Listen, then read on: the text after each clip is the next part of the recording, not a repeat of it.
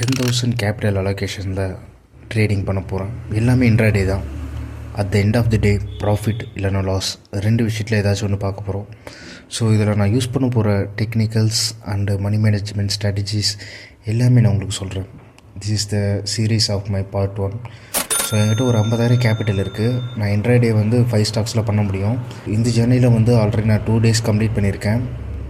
என்னோடய main focus 71% நான் winning trade வைக்கணும். 1 டேயில் 2 ட்ரேட் லாஸ் ஆகுதுன்னா அதுக்கு மேலே நான் ட்ரேடே பண்ண மாட்டேன். நான் ஓவர் ட்ரேடிங் பண்ண மாட்டேன். எமோஷ்னலாக எனக்குள்ள ஸ்ட்ராட்டஜிஸை பேப்பரில் ரிட்டைன் பண்ணியிருப்பேன்.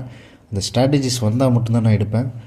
உங்களுக்கு 2 பாயிண்ட் ஸ்டாப் லாஸுங்கிற பட்சத்தில் 8 பாயிண்ட் ப்ராஃபிட்டுங்கிற ஒரு சுச்சுவேஷன், இந்த மாதிரி ஒரு ஸ்ட்ராட்டஜிக்கில் தான் நான் பண்ண போகிறேன். அண்டு இதில் not more than 100 rupees stop loss நான் யூஸ் பண்ண போகிறது. 10,000 per allocation on stock. So இது ஒரு சீரீஸ் ஆஃப் வீடியோவாக கண்டினியூஷன் ஆகிட்டு இருக்க போது மறக்காமல் நம்ம சேனல் சப்ஸ்கிரைப் பண்ணுங்கள்.